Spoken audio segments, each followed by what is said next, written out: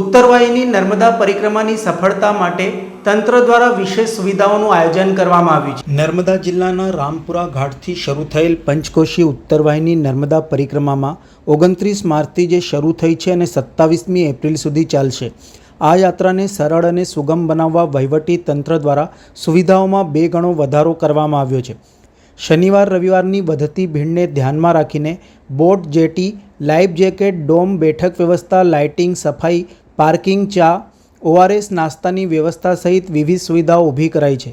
રામપુરા અને રેંગણ ઘાટ ઉપર 70 જેટલી બોટ અને 25 જેટલી જેટી કાર્યરત છે।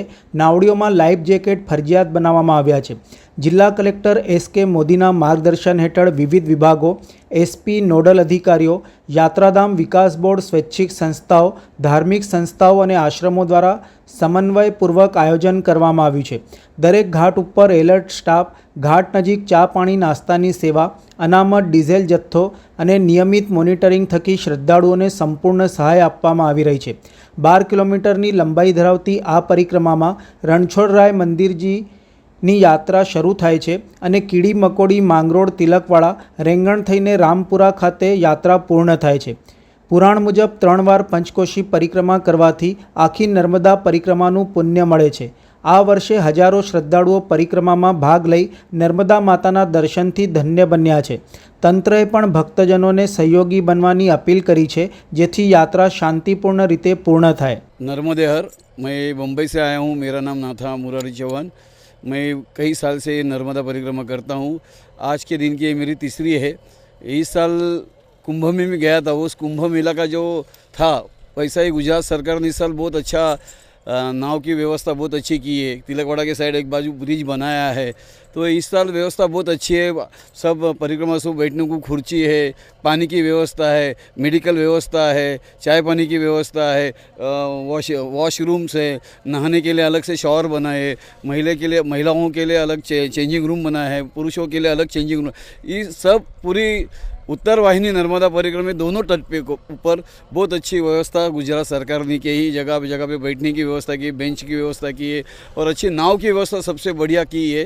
खाली ये सैटरडे प्रॉब्लम हुआ था, मगर वो भी अपने आने वाले परिक्रमा से 3 दिन की छुट्टी थी लगातार। उस टाइम थोड़ी 4:30 से 10:30 बजे तक भीड़ भाड़ हुई थी, तो भी सब 3-4 घंटे में सब सिचुएशन इधर के सब पुलिसों ने और सब नावियों ने कंट्रोल में किया। बहुत अच्छी व्यवस्था है। मैं आपको सबको आमंत्रित करूंगा कि 27 अप्रैल तक ये परिक्रमा चलने वाली है।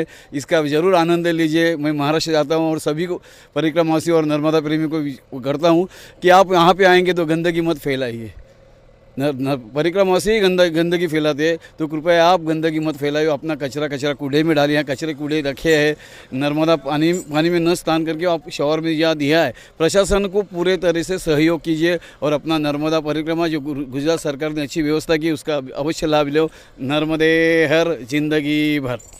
नर्मदे हर आ उत्तरवही नर्मदा परिक्रमा में अमे गांधीनगरथी गाम पीथापुरथी अमे 4 भाईओ आवेला छीए।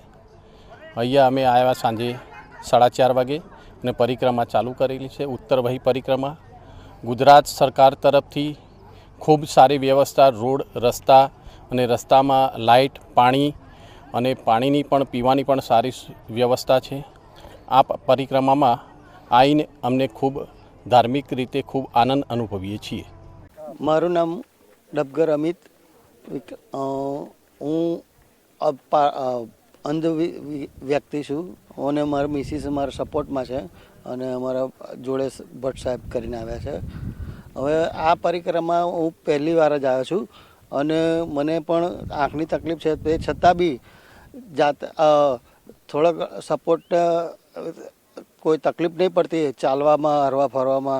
સામાન્ય હેલ્પથી પણ હું परिक्रमा करी शक्यो। कोई तकलीफ आम पड़ी नहीं। सवारे 4 वागे चालू करी अने अत्यारे तो मारे अहींया परिक्रमा पूर्ण पण थई गई अने मेडिकलनी सुविधा पण अहीं गाड़ी सरस छे के भाई तमने कोई तकलीफ थई छे, कोई दवा जुए छे, कोई तमने हाथ पगनी तकलीफ छे, मालिश करवू छे के कोई दवा गोरी जोईती होय तो एनु पण वारे घड़ीए केम्पो आवता था।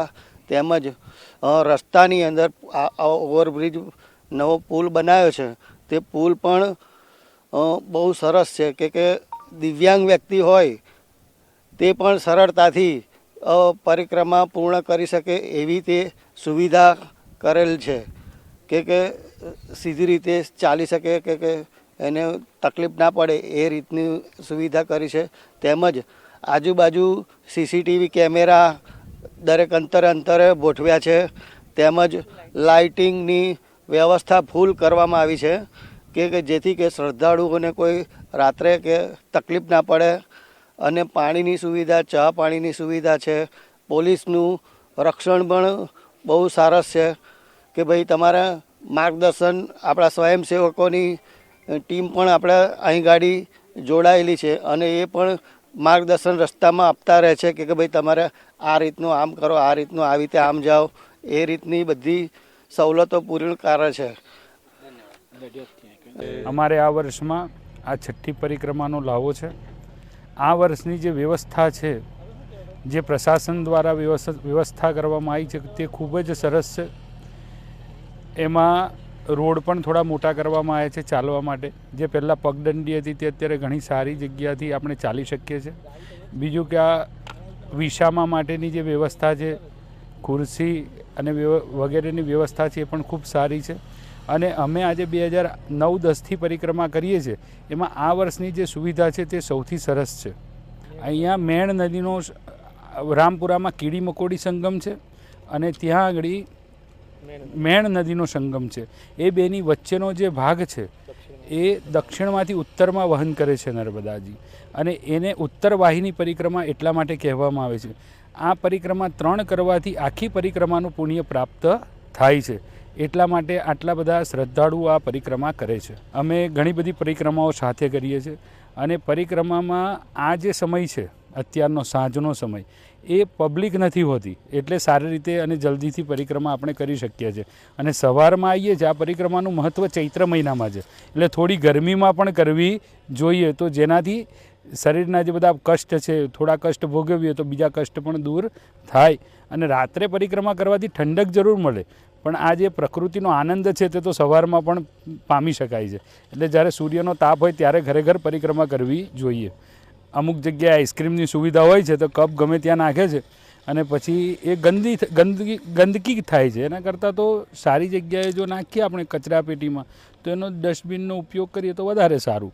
હા, હું નીતા ગોંડલિયા, અંકલેશ્વરથી. અમારું બહેનોનું 12 જણનું ગ્રુપ છે. અમે આ 3જી વખત પરિક્રમા કરવા આવીએ છીએ અને 3ય વખતમાં અમને કોઈ અગવડ પડી નથી અને સારી સુવિધા છે. મેડિકલની વચ્ચે પાણી, નાસ્તા અને સૌથી સારી તો રસ્તાની અને લાઇટિંગની વ્યવસ્થા સારી છે. અમારે ગયા વખતે ટોર્ચ લઈને આવવું પડતું હતું. આ વખતે બિલકુલ ટોર્ચ પહેલી વખત લઈને આવ્યા હતા પણ ક્યાંય ઉપયોગ કરવો નથી પડ્યો.